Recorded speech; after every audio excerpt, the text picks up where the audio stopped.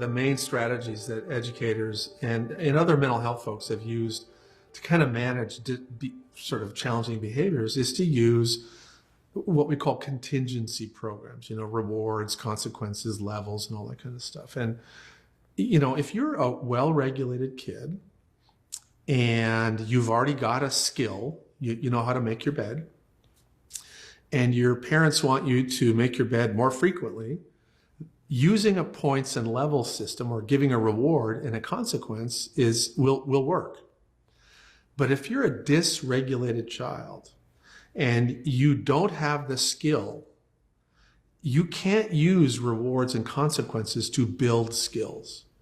And so part of what, most of the schools that we work ultimately conclude, and we think rightly so, is that traditional behavioral modification models do not work with these dysregulated kids. In fact, they make things worse.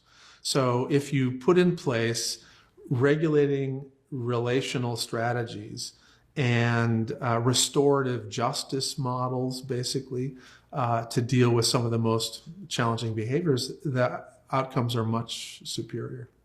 I think probably the best model that I'm aware of is collaborative problem solving. It's learning a set of strategies about listening to the student, hearing what their challenges are, what their work concerns are, and then you talk about why you as a teacher might have some concerns, and you negotiate, and you have a collaborative solution to what the problem is. And you can learn how to use this approach if you're a parent, if you're a teacher, if you're a therapist, and the children learn this approach. And so it's one of those relationally based. They're beginning to conceptualize it and appreciate how rhythmic it is, but it's a rhythmic relational approach that actually can really diminish challenging behaviors. There's a couple things that I do if I had an option in education, particularly if I had a significant portion of kids that were coming from challenging backgrounds. One is that I would actually have a lot more heterogeneous clustering.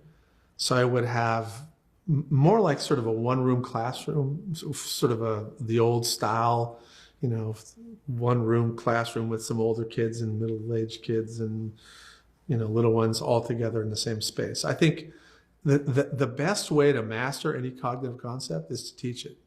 And so I would incorporate teaching into education. The kids have to teach, but they have to teach, people who are not as advanced as they are. But if you reorganize the way you cluster kids for teaching, you can have a group of kids that might be different ages, but they'd be at the same developmental level when they're learning a certain, activity, or the social expectations would be appropriate for their social capabilities.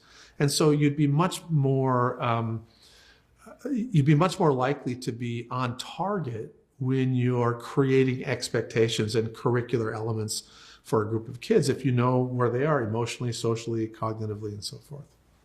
The second thing that I would do is I would actually have more continuity in teachers.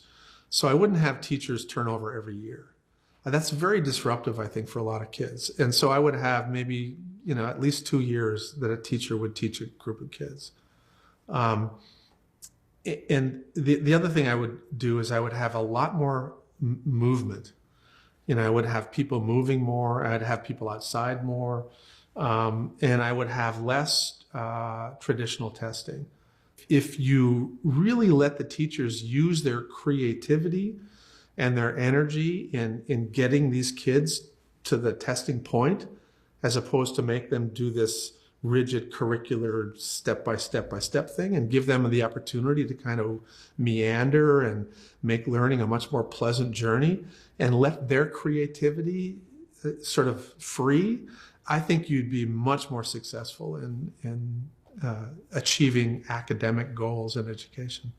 One of the things that we always try to emphasize for educators is how important they are and how powerful they are in influencing literally for a lifetime individuals.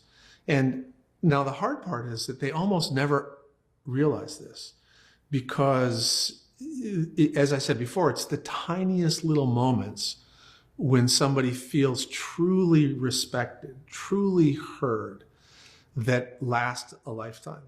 And so a lot of teachers just feel overwhelmed. They feel like they're not making a big difference, but I can guarantee you that they are. And they'll make even more difference the more they take care of themselves. So if they come to school rested, if they take their sick days when they're sick, if they really take their vacations, if they learn how to, don't overwork yourself, and do your very best to stay regulated when you interact with kids, and you can be present, you're going to make a huge difference in their lives. Even though they may not do well in your class, even though they may not get the grades you want them to get, you will be surprised at how many of them will keep you in mind as somebody who thought they could do it. And they'll use that again and again and again, and that may get them through all kinds of hard times that you have no idea. And I think any of the older educators know exactly what I'm talking about, because they've had students come back and say, you made all the difference in my life. And, the teacher goes, oh, great. And they can barely remember anything. What did I do special? I just treated you like I treat everybody else. But that's the key. You just never know. But you are making a difference.